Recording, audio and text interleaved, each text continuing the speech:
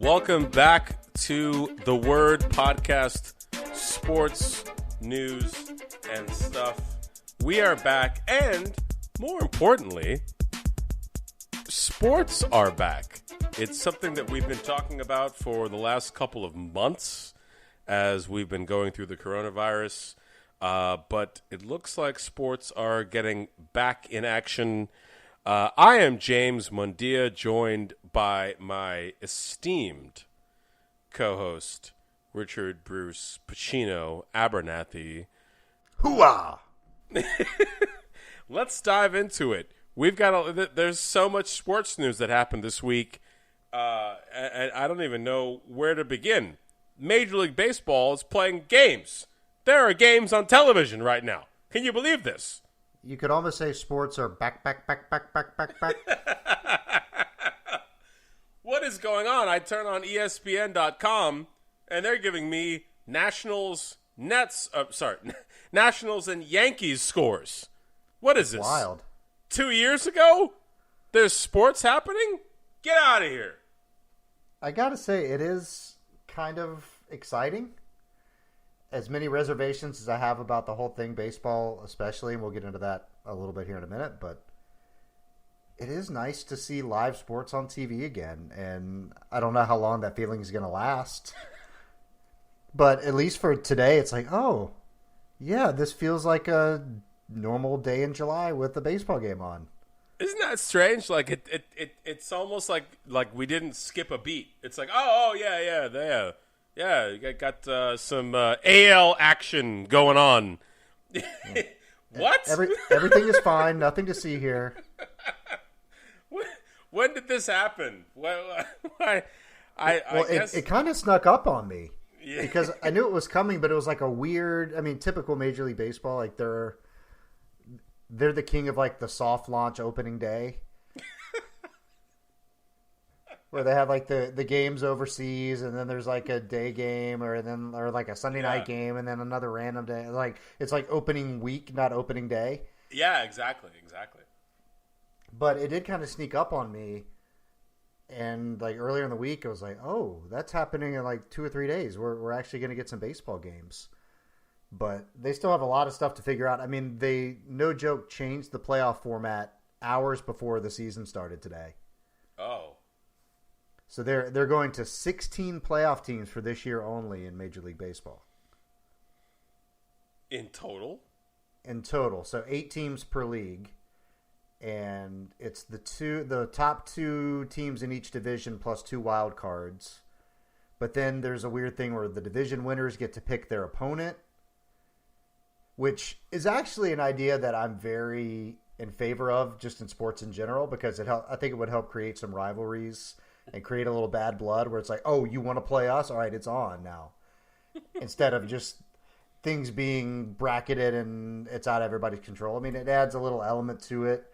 And honestly, I think it's kind of cool for top seeds, because you could always have the hot team that sneaks in that nobody wants to play, and they're like, nah, we'd rather play like the 6 seed than the 8 seed who's on fire right now.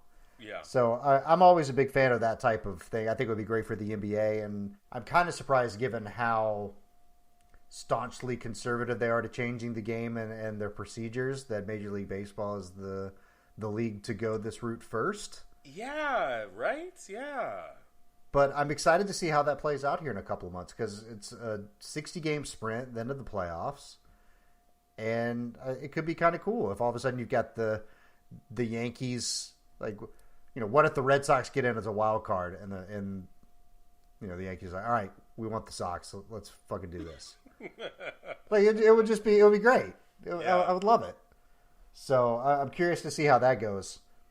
But it's just fun to have sports back. Well, I was going to text you this earlier today, but I kind of got bogged down. So one of the things that I think that you and I have had a fundamental difference on is the idea of if it's a good thing for sports to come back. But I have to be honest. Okay, I'm gonna put this out there. So I've been very anti bringing sports back. I didn't agree with it. Safety reasons, also just like with everything else going on in the world. But I will say, yesterday, when I started getting some notifications on my phone about different scores that were popping off, and MLS is obviously back, and I mean, I'm not like a big MLS fan, but I was like, you know what? This is actually kind of cool. Like, this is maybe we don't need this because that's something that people have been arguing, and I don't necessarily agree with that. But it is kind of nice to just have something else going on. So my views have been changing about this. Well, I don't think that we need sports. I mean, it's obviously great to have, and it's a thing that a lot of people, myself included, invest way too much time and energy and thought into on a normal basis anyway. And we have disagreed a little, but I've still been kind of on the fence about whether it's a good idea. I mean, I think in theory, if it could be done safely, it's a positive thing for a lot of people.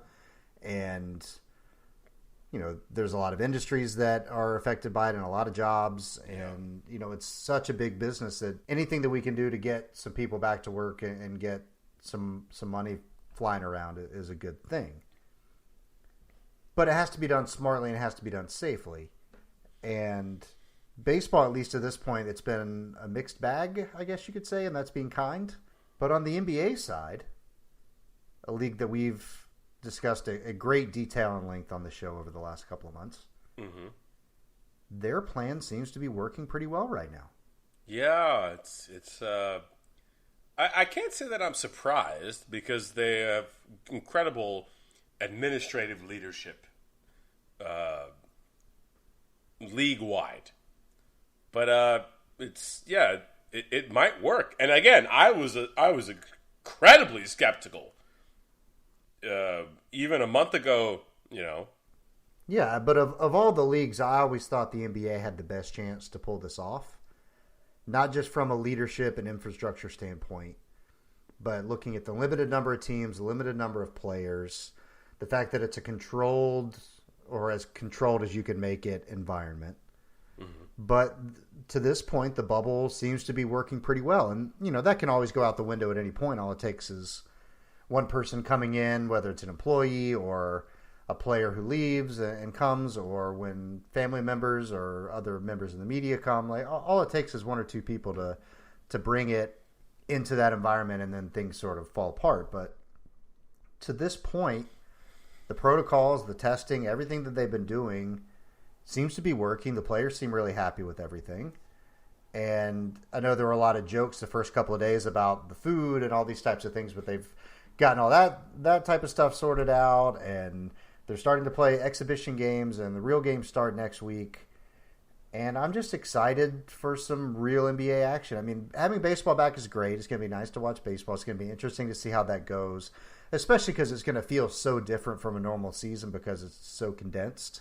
Whereas normally baseball games are just sort of it's just part of the daily routine in the summer, and you just kind of lose track, and it sort of blends into everything else. So to have that really be appointment viewing in every game means so much more. It's going to be an interesting thing to watch. But I am, of all the sports, most excited about the NBA coming back because it's going to be playoff basketball in a couple of weeks. And it's going to be amazing. And hopefully the current returns on their public health initiatives and the things that they're doing to keep everybody safe are going to continue. But it's certainly an encouraging sign to this point. You made a point a few weeks ago on the podcast, and it's one of the things that I think is going to become a cornerstone of your presidential campaign, which, if people are not aware of, is officially been launched. But you made a point about the NBA potentially being a way to demonstrate how to effectively bring a large number of employees back to work safely. And what you just mentioned on today's show kind of demonstrates that maybe maybe they could be a model. And because if you think about it, I mean, you and I have worked in broadcasting for a while. We've both been involved in the logistics of a sports organization and administration. There's a lot of people that are involved. Not all of them are just athletes. You have sports scientists, you have coaches, you have press, you have what was the term? SIDs, sports information directors. You have trainers. You have logistics people that are driving the buses. Even local security and workers and people working in hotels and food service that serve the players. I mean, there's so many people that are part of this universe. So maybe if we take what they're doing and apply it to other industries, I mean, again, not all of it's applicable because sometimes, it's just different industries, but maybe we can do this because we have to get back to work. Well, I'm going to try to keep my snark level at like 8.5 or below here. Out of 10? Yes, out of 10. Okay. I'm going to try. I can't guarantee it's going to happen. But it's almost as if having a robust testing strategy that you execute on a wide scale and you promote common sense procedures like quarantining and wearing masks and washing your hands and consistently promote a message that's promoting positive health effects that have shown to limit the spread of the virus. It's almost like if you do those things and make it a priority, that you can keep this under some form of control. I know it's a wild concept, and it's something the leaders of the federal government have never even considered. But I feel like maybe they should get a wild hair and try something like this. Yeah, I didn't know we were listening to the Alex Jones podcast there. You got a lot of conspiracy theories popping off. This is the thing that is so frustrating is it can be done. Exactly. And by the way, again, I was skeptical. You heard me weeks ago.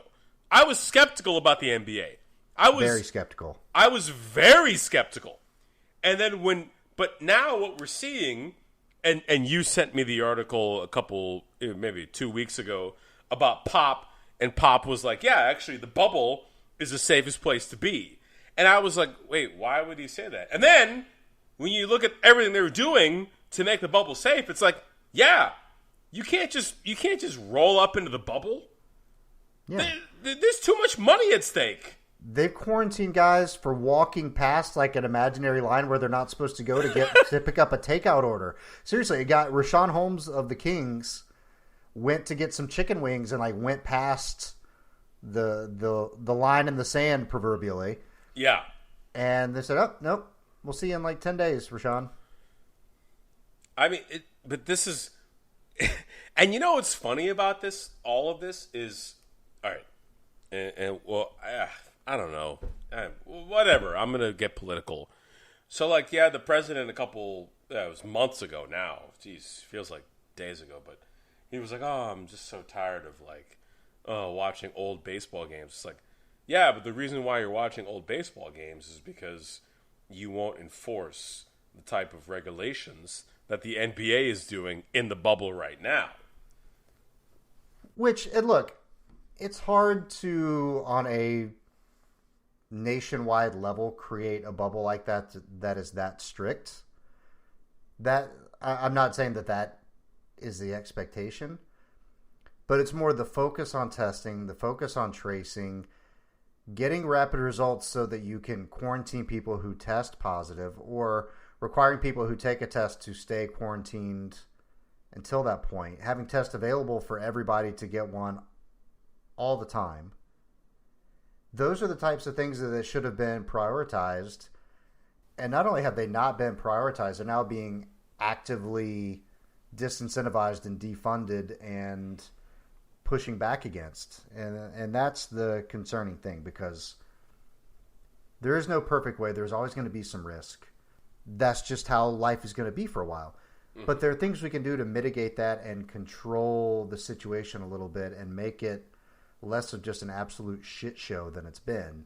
Mm-hmm. And we were just willingly, actively refusing to do those things. And that's been the frustrating thing to watch. And I felt very powerless watching a lot of those things play out. So yeah, it's been nice to see, even on a small scale, and it's small potatoes compared to population at large. But it is good to see a group that has focused on the science and doing things a way to protect its people, to see that it's worked so well. And even though it's on a small scale and may not be fully replicable in other areas of life, but it's still good to see a plan like that work, and for people to know that it can be done if we have a plan and we stick to it and we're smart about some things. Yeah, I think it's I think that's well said. And maybe that's the world that we live in now. Maybe everything is going to be in these sort of segmented logistical pieces. Maybe we can't do everything at once. Maybe everybody has to take it on their own.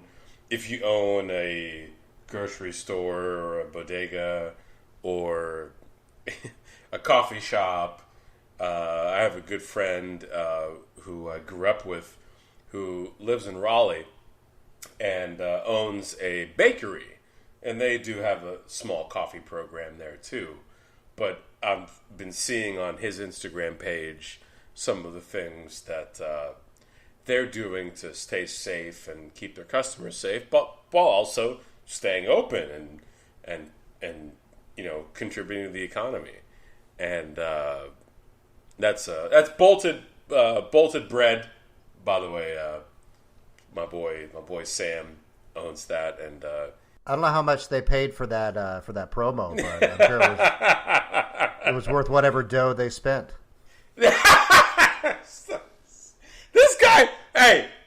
This guy's got, you better chill. I was about to shout somebody out. This guy's got jokes. No, but bolted bread out there in Raleigh. And they got great coffee and they got great bread too. But yeah, these are the things that maybe individual businesses are going to have to do. Yeah, we're definitely seeing some ingenuity on the part of a lot of small businesses to stay afloat. And it's easier for some than others to pivot like that and make the adjustments. But it's going to be interesting to see which industries never really fully come back or recover. I mean, I know we talked about it a little bit, and I'm sure movies will come back. But we really could see a shift in, and we can talk about this a little more when we get to Stream Team later in the show. Yeah, buddy. But movies going direct to Hulu or Netflix and not going into a theater. I'm not saying that that's going to be all of them, because there are certain types of movies that play better in a theater. They want to have that wide exposure and want to have people coming out. Yeah. But just as a small example, that's an aspect of our society and an industry that may never look the way it did 6 months ago. I have to say, and I don't want to be an alarmist, I remember when let's say in April, May, when it started to become clear that movies were obviously either going to be delayed or released to VOD. I watched, I have a YouTube channel that I'm a very big fan of. The woman's name is Amanda the Jedi. She's a Canadian-based YouTuber who is I would call a film critic, but also just like a social media influencer.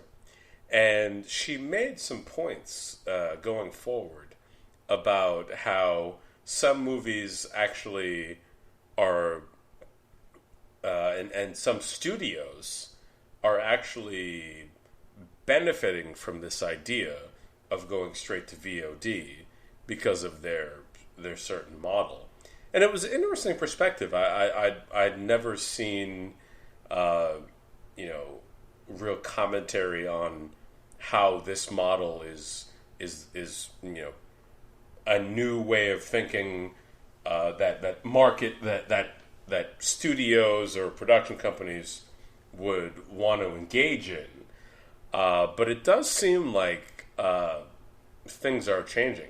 One of the things that you and I talk about all the time is we just want Tenet to get released, and I'm so excited for that. It's not. It just got delayed again. It was supposed to be released last week in theaters, but obviously theaters are, either not open or actually, I guess theaters just aren't open. But the big thing with Nolan is, he's said repeatedly, his strategy for releasing movies is IMAX, IMAX, IMAX, and you can't do that now. But everybody wants this movie to become out. I am like, because here's the thing, John David Washington, dude. He is, he could be a star. He is Denzel. He is the new Denzel. Like, he is the guy. He's got unbelievable acting chops. I mean, Black Klansman. That's one of my favorite movies. And I thought you were going to go straight to Ballers. Although he was actually decent at Ballers. It's the plot lines and the premise and pretty much everything else that's not that great. Oh my gosh, but I don't think that movie comes out this calendar year. I really believe it. There's another movie that's supposed to be coming out that I'm very excited for. There's a new Bill and Ted movie that actually looks pretty good. Wait, but this is the one that's like the musical, or? Yeah. I'm intrigued. I am extremely skeptical, but that's only because I hate everything. So, Listen, I've gotten to the point again with Keanu where I'm just kind of blindly in. Like, he's just on such a heater right now. Yeah. Yeah, how did that happen? Like, he really is, like, riding the wave. Like, everybody is, like, if you don't like anything Keanu Reeves does, like, you're like... It's the power of John Wick, man. Yeah, I've only seen half of the first one, and I was like, it's all right. It's sort of an airport movie for me. I gotta be honest. See, this is why you lost the Heroes Villains draft a couple weeks ago, because you didn't do the proper film study. John Wick is not the work that I grew up with. No, it's just the latest chapter. It's a reminder of what he can do. That's all. He's got a great track record. Did you hear? Did I say that he didn't have a great track record? No, I'm not saying he didn't. I wasn't implying that you did. But what is this? What is this Wick stuff? And then he's doing the commercials with the puppies and come on. It's great. I'm here for all of it. Whatever. Like I said, it's an airplane movie. Next time I have to take an international flight, I will download all 3 movies. I'll watch them. Look, I saw Taken. It's Taken. No, it's not. No, it's not. It's not. Boy, things just got awkward. No, how is it? How is it not Taken? It's an over the hill. It's a revenge movie. It's not which I guess. Okay, I'm not helping my point. Yeah, exactly. That's what Taken is. It's the guy's. But he's not trying to get anything or anyone back. He's just trying to go scorched earth on all the people that did him wrong. So it's a little different. Yeah. So what are we? Okay. So what are we? We're doing semantics now. Yeah, it's different. It's not the same thing. It's not Taken. Nobody got straight tooken, as Key and Peele would say. There was a compilation of all of the Key and Peele, like, Oh, the valets. I don't know. I lost it. They're so good.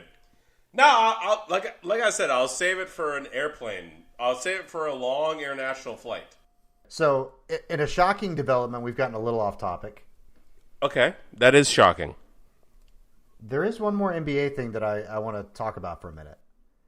Because it's an underrated aspect of this whole bubble situation. And it was not something that I really thought about being a thing. And it's sort of been making the rounds on social media a little bit. It's been talked about on some more formal NBA podcasts. Mm-hmm. But these guys are just able to kind of hang out and be themselves there. LeBron's just walking around doing his thing. He doesn't have to have security. He's not having to duck in and hide and stay isolated. He's not having to deal with stuff before the game. He's not getting hit up for tickets. And it's just kind of cool. It seems like these guys are all having a lot of fun. And we'll see if it lasts once they're there for a while without their families. But at least for the first couple of weeks, it's like everybody's at camp. Everybody's getting comfortable. They're all, everybody likes their cabin and their bunkmates. Everything's good. And, once games start and people start, losing and seasons are going up and down, then we'll see what happens with it. But it is kind of cool to see these guys in an environment that they don't really get a chance to be in, and a lot of them haven't been in for 15 years or more. I couldn't agree more that the idea of isolation, maybe this is the way that it should be, and that won't work long term, right? Like, well, it's just not sustainable. Yeah, like 5 years from now, like, fans are going to want to get in there. Press is going to want to get in there. Families obviously deserve to be in there. Yeah, I mean, you're cutting them off from their lives to do this, and it's extenuating circumstance, and they're going to great lengths to make the season happen. And I think even when next season starts, whenever that is, whether it's December or January or whatever, hopefully things are at a little better point where it's not this format, because I don't think you can ask guys to do that for 6 months. No. But it is interesting to see how they've taken to it, at least in the short term. But you're right, it's just not something that can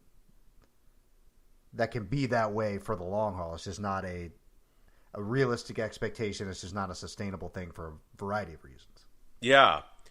Well, I remember when quarantine first started, you know me, I like my trash reality shows. Actually, no. Let me backtrack. I like my reality shows. I don't think they're trash. They're reality shows. And the stars of these reality shows would be putting out during quarantine these sort of impromptu cell phone videos of like, hey, we're all in this together, stay home, wear a mask, blah, blah, blah, blah. And I remember thinking like, oh, this is actually like, it's kind of endearing. Like it's very cute. It's very sweet. It makes me feel like I'm a part of something. And seeing NBA players do the same thing, and even now that MLS, Premier League, Serie A in Italy, and La Liga in Spain have started up again, you're seeing people distancing, you're seeing people wearing masks, and it's like, okay, you know what? Like, we can do this. And I think the NBA is no different. Like, this is a really cool experience. Again, I was incredibly skeptical weeks ago. I mean, you heard me. I didn't want this to happen. Yeah. But it's happening. And same thing with the MLB. Because I like baseball. I just didn't think that it could happen, but it's happening, and I'm okay. I'm excited about it. So maybe this is something that we embrace for the short term, and we see what happens. Yeah, I mean, it's a tenuous thing at best, just because it works today and there are no positive tests doesn't mean that there aren't going to be 12 tomorrow. I mean, it's going to be a day by day thing, and I think a lot of people, myself included, even if I'm kind of on board at this point, in the back of my mind, I'm still kind of waiting for the other shoe to drop and something bad to happen. And it's going to take more than a week or two of things looking good for me to get past that point. So I think everybody's being realistic that, nobody's just, we're not all high-fiving ourselves and, yeah, we figured it out. We got this thing under control, just because that's just not how this virus works, or any virus works. So I'm encouraged. I'm excited.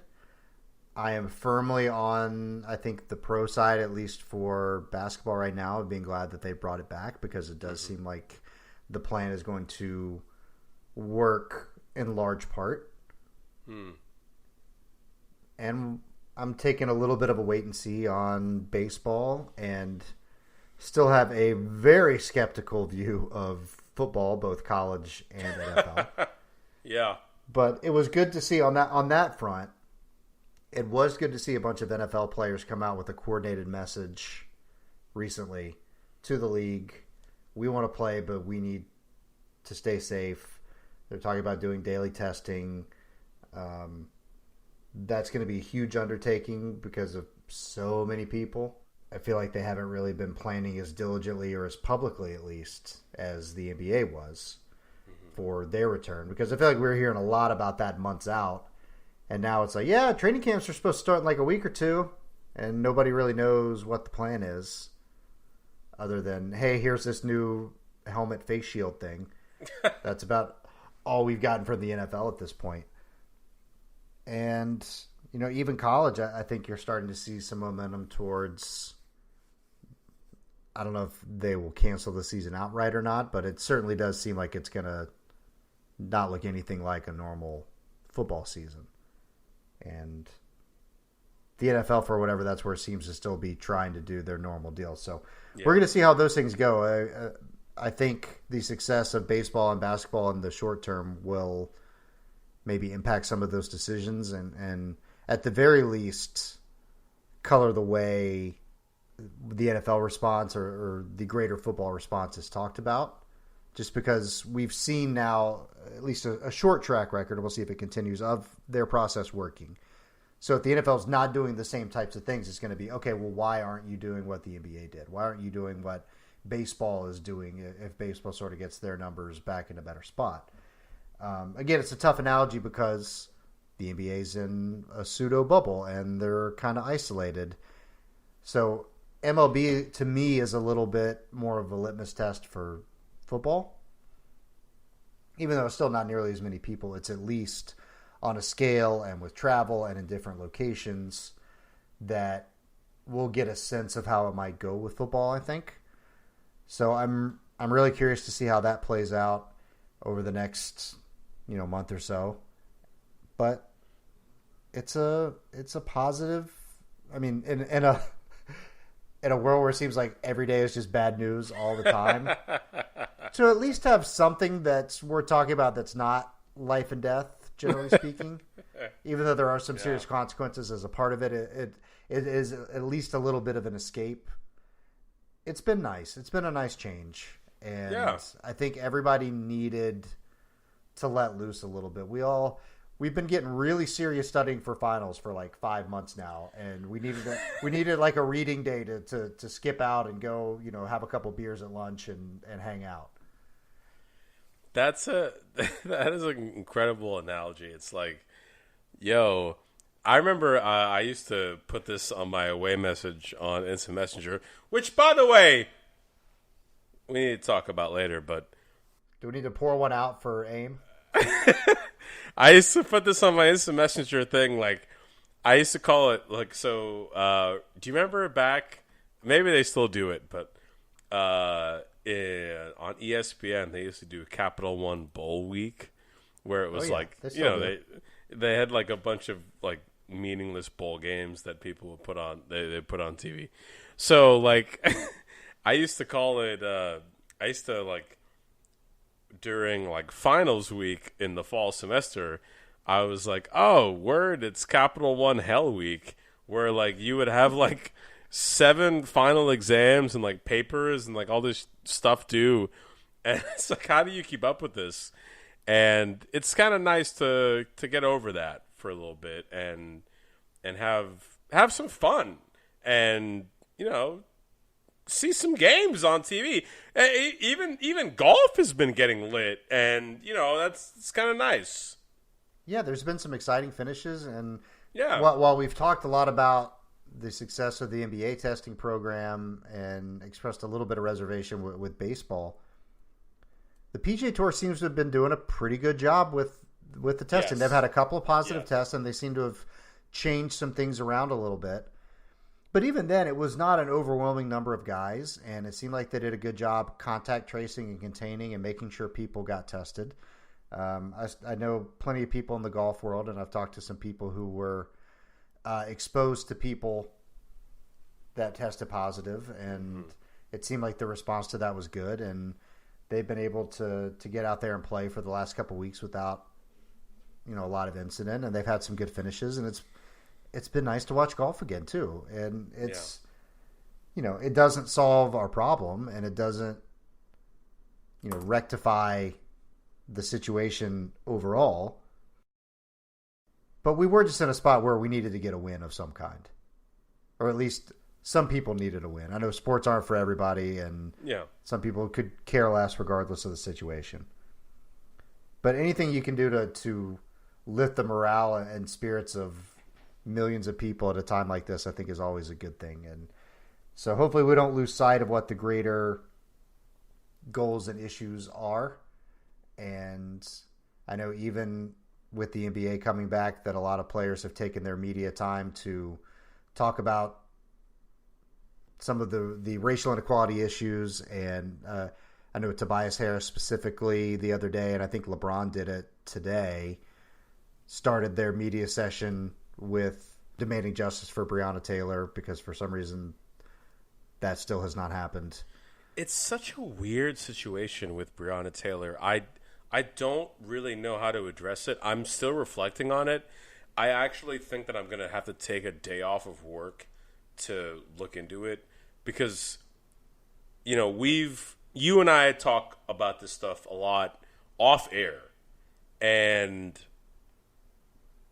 I'm really upset about it. And I don't want our show to become about that, but at the same time, I'm really fucking pissed. And well, especially with the new details that came out, what was it, last week, that she was alive and no one bothered to check on her or get her medical care, and no one did anything or even bothered to check. Yeah, dude. Well, and here's the it's absolutely infuriating. But it's so I guess, I don't know, you and I talked about it off air, but I don't know if I said this on air, but when things started getting crazy with the George Floyd protests, I had to take 2 days off of work. I couldn't work. I couldn't concentrate. I felt like the walls were falling or crashing in on me, and I had to give myself some time to realize, like, oh, okay, like, maybe it's not me. Maybe the world is just crazy. And I couldn't function. And I like to work. I like my job, and I like the work that I do. But I just had no ability to move forward. And so, looking at the Breonna Taylor situation, it just sort of seems like, our friend Doug, we used to have this joke, like, am I the crazy one here? Like, and I feel like with that situation, like, am I crazy? Like, is this something that should be allowed? Like, how do we? Yeah, but how do we? So how do we deal with this? I feel pretty confident saying that. No, you're not crazy, and no, that's not something that should be allowed. And that's what makes this even more infuriating is that it's so obvious. Right. But again, so what is my place to address this? Because okay, like is it a money thing? Is it going out in the streets? I mean, I also don't want to go out in the streets because I live in Texas and people here are actively trying to like spread the virus. So what happens next? And that was where Texas is tanking. It's you have no idea. The joke I tell people all the time is like when we reopened, boy, we reopened. Like we were wide open up in here, dude. So what happens next? And so that's been a very difficult thing for me. The last thing I'll say on this note is one of the reasons why I felt a little bit concerned about things is I was thinking about my family. My brother is 9 years younger than me. My sister is 2 years younger than me. And, so my parents are parental age. And I didn't know. I didn't know what could happen. What if they got caught up in some stuff? And it was very challenging because I live a very far distance from everybody else in my family.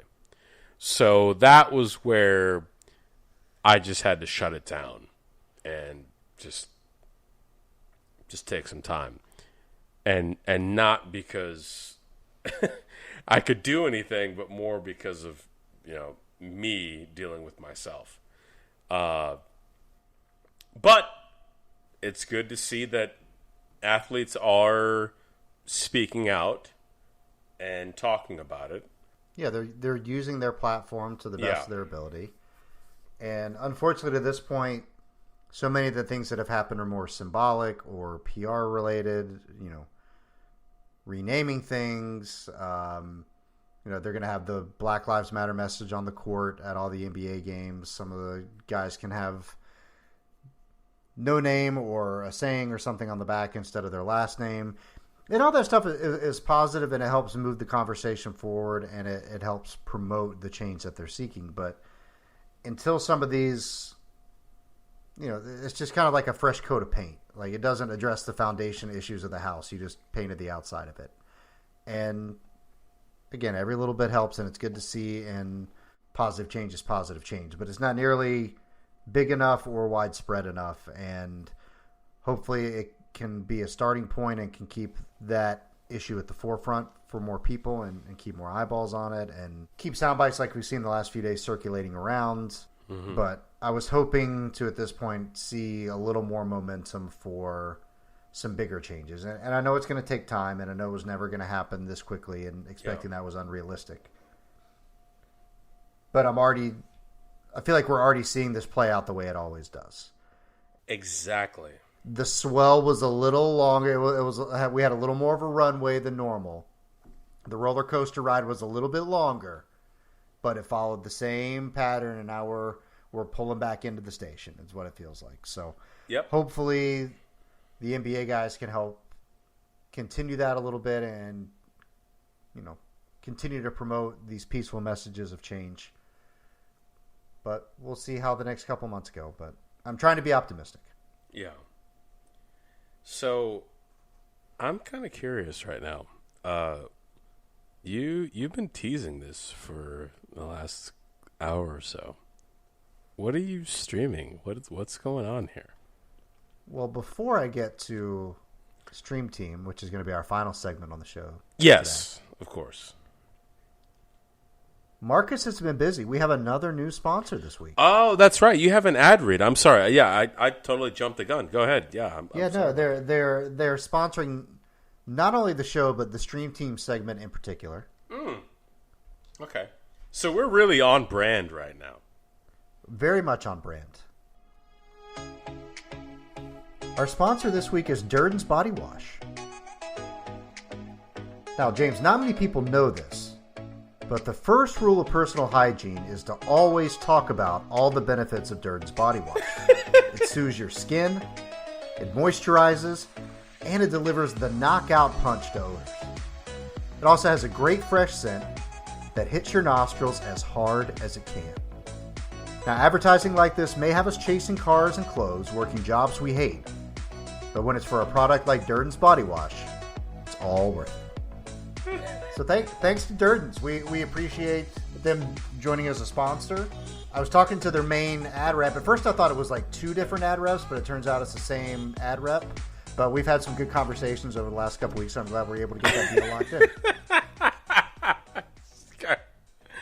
See, people, I really wish I'm gonna keep the fourth wall closed here. I'm keeping the fourth wall closed. No one gets in the fourth wall. But people need to understand the talent that this guy has. People think it's a game. Somebody texted me the other day, they were like, yo, is this a game? And I was like, no, it's not a game. That being said, okay. I want to know, you've been teasing this for a minute. What is going on with the stream team? Is there something that I should know about? Yes, this is something that somebody should have told you about. Okay. I'm very fascinated to see what happens here because I am lean on material. I don't have anything to stream now. So the first thing, I feel like this may have come up on the show before when I was just starting to watch it or was thinking about watching it. But I've gotten back into it and have progressed further into the seasons. I'm a big fan of Schitt's Creek. It's a smart show. It's funny. It's got a good heart. Great character development. Some really good dynamics. Some really good performances. It's just a nice, fun, easy watch. And yeah. It's been uplifting because it's a family going through some tough times and some difficult circumstances that are a little out of their control. Yeah. And their lives are upended and they're stuck with each other all the time. And so there's been a nice parallel in some sense in that way. But more than that, it's a funny show. It's a fun show. And it's just been a nice, lighthearted watch. And it's something that I needed to kind of take my focus away from all the bad stuff that's going on in the world. So highly recommend Schitt's Creek to anyone out there listening if you haven't checked it out.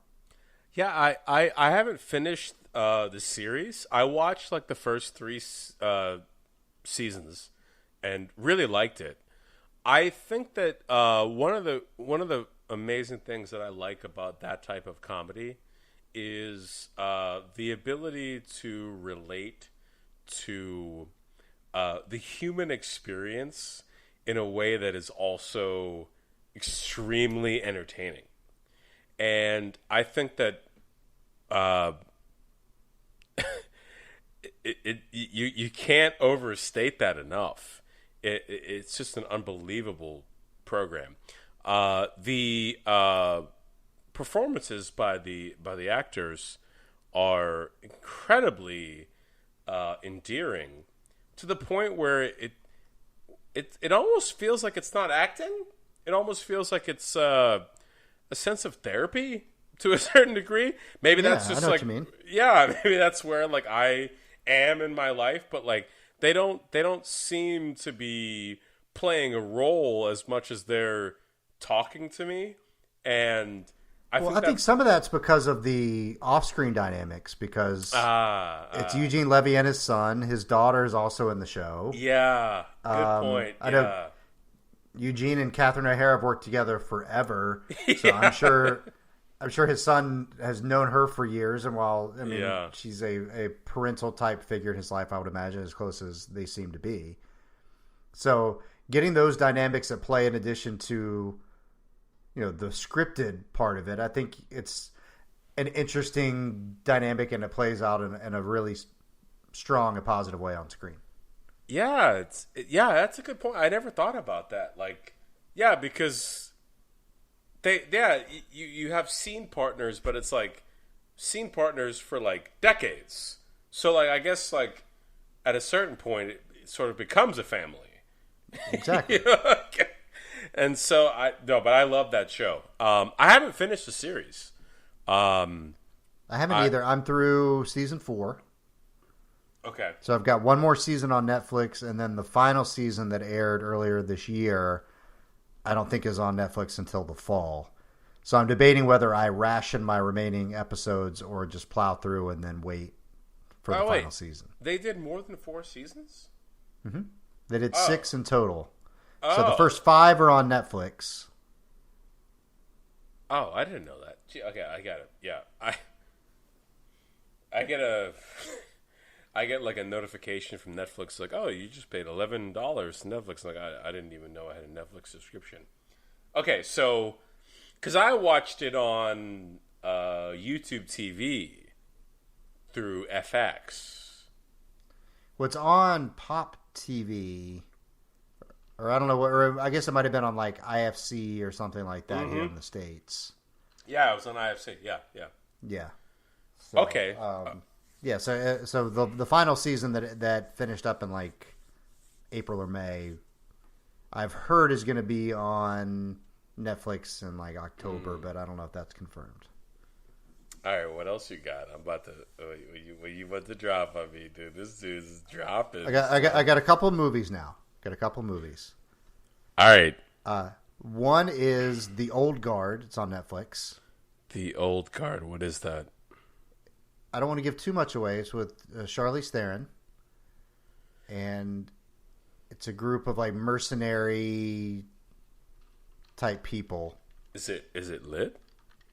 It's pretty lit, and that felt like maybe the widest thing I've ever said in my entire life just now.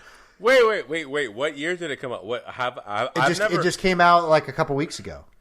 Oh, so this is like one of them. Okay, hold up. I'm about to. Where's my Chrome? All right, I'm about to put it on my watch list. You should. It's a good watch. I think it's based on a graphic novel. I was not familiar with it at all, but someone recommended it to me, and I watched it and really enjoyed it. So add that to your list and check it out if action movies are your type of thing. There's some really cool action sequences and there's a good story to it, but I don't want to divulge too much. So, I like action movies, and I like Charlize Theron. I mean, yeah, I kind of grew up with her as like a burgeoning star. Why is it not remembering my password? Okay, sorry, I'm like doing first world problems here in my. Come on, get your last pass. That's what I thought. That's why I'm getting upset. Okay, so The Old Guard. The Old Guard, recommend. There's also on Netflix, there's a new Will Ferrell movie that's centered around the Eurovision Song Contest, which was an entertaining watch. Not the greatest Will Ferrell comedy by any stretch of the imagination, but it had its moments. The music is actually pretty entertaining and good. I thought they did a good job with the music overall. And it was, a solid light 2 hours and got a couple laughs in. And I mean, it was more Blades of Glory than Anchorman, but it was it was entertaining. It had its moments for sure. But I'll tell you, the thing that I've seen recently that I've been the most excited about, and I just watched it over the weekend, and I already want to watch it again. Whoa! This came highly recommended to me by multiple people. And so I had high expectations going in, and I still thought it exceeded them. Is the movie Palm Springs. It's on Hulu with Andy Samberg and Kristen Milioti and J.K. Simmons. Interesting. I didn't know they had a new movie come out. Yes, it's really good. It's a mix of a couple of different genres. There's some rom-com in there. I mean, it's mostly a rom-com, I guess. But there's some science fiction aspect to it. There's some kind of like indie film elements to it. Some really good performances. And it's just I thought it was a smart, clever movie with a good heart, and it was really entertaining, and there's a lot of funny moments that don't feel too slapsticky or forced. Okay. But Andy Samberg does some Andy Samberg things. It was good. It was real good. I don't want to oversell it too much. Okay. But I really thoroughly enjoyed it. It seems very rewatchable. Palm Springs.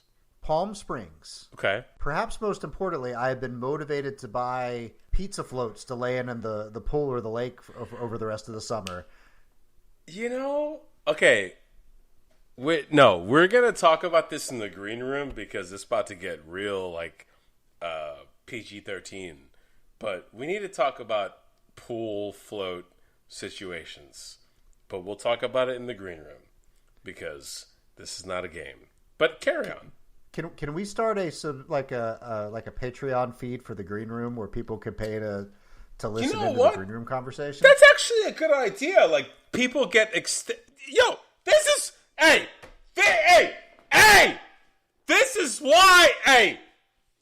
this is why this guy is out here making that cheddar, because he comes up with these ideas and people are playing. This is the kind of ideas that we need. This entrepreneurial ingenuity. Y'all think we're playing out here? I'm so excited to edit your overmodulated audio from this week. I'm sorry. You getting me I think you so just hype. broke Audacity. Why are you getting me so hype? No, that's a good idea. Yo. We'll do like a premium Twitch stream, Green Room Live. Dude, do you think... All right, I was about to go off again, but I know that... Okay, I'm gonna chill. So, Palm Springs.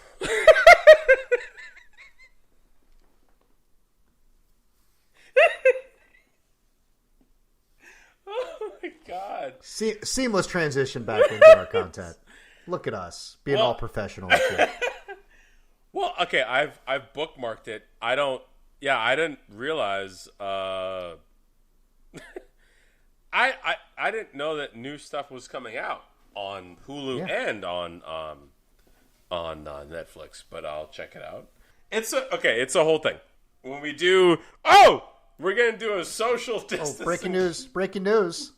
We are going to do a social distancing live stream in Raleigh, North Carolina, or the 919. We don't know where we're going to do it.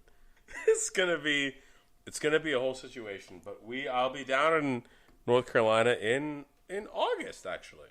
And I'm really excited about that. But we'll maintain proper social distancing. Obviously. Per Dr. Fauci's orders. I know we just kind of sidetracked for a while.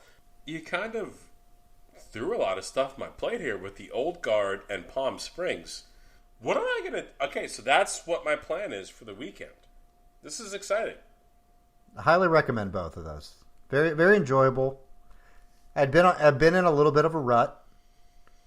Yeah, me too, though. That's the thing. I really was like, I don't... What else? Because not a lot of new stuff is being released.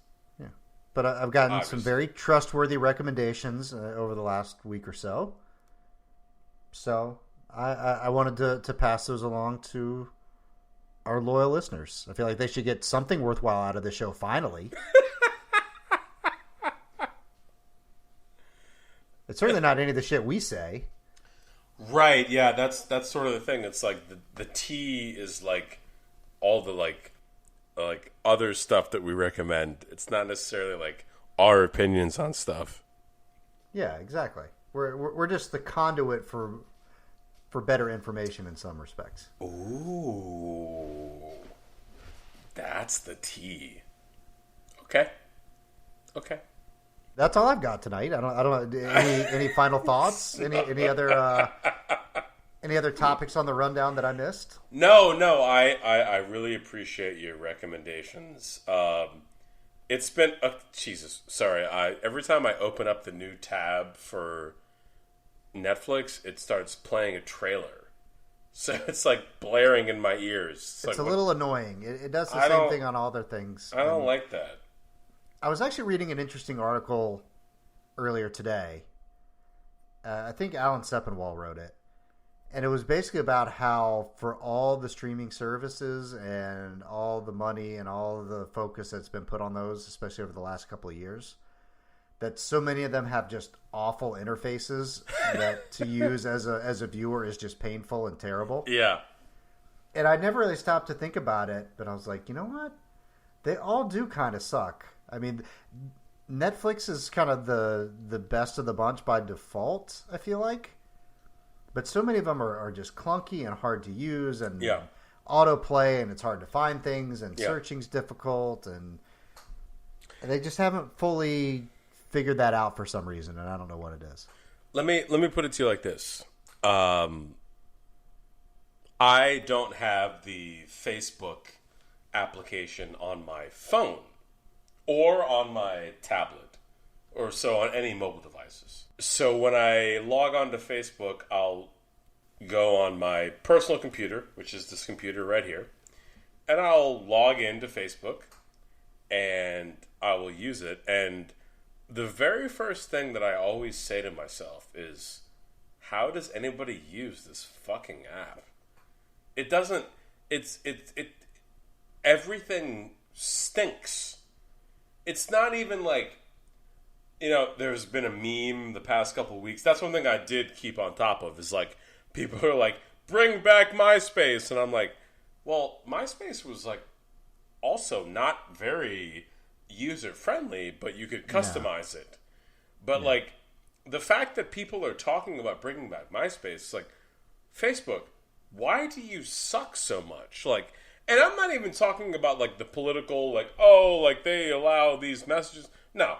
Oh, because that would be justified. You could do that. Yeah. I'm just talking about the UX, the user experience. It's terrible. And that's one thing I will say that's kind of funny to me is like, one thing I do like about Instagram, and I love Instagram, is it really makes sense. Facebook, it's like, we're just here. Facebook is MySpace now. I don't know. It's really frustrating.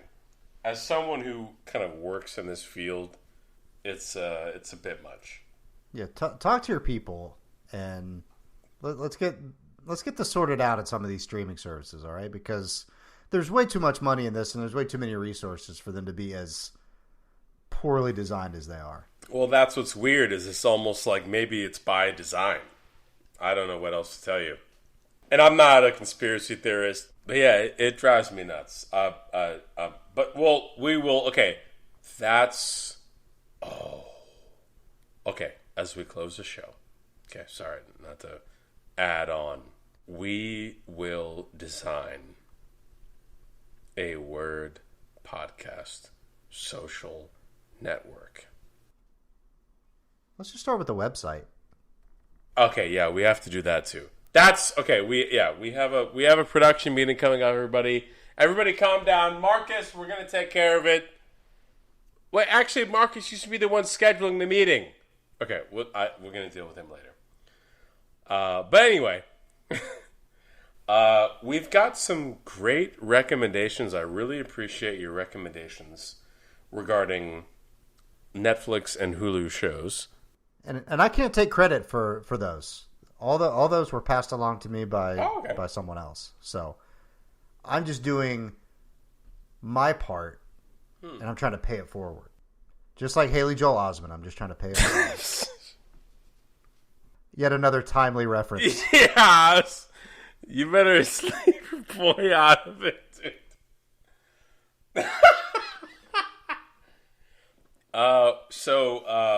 We hope that all of you will be back joining us next week. We've got a lot to cover. Sports are back. The NBA will be back. We'll have a week. It will be back. We'll have a week of Major League Baseball, and also at least 2 weeks of Major League Soccer. which of course everybody is really into.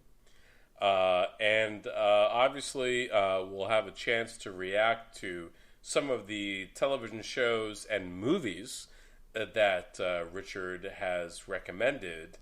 But in the same vein, please hit us up on our Twitter account at The Word Podcast.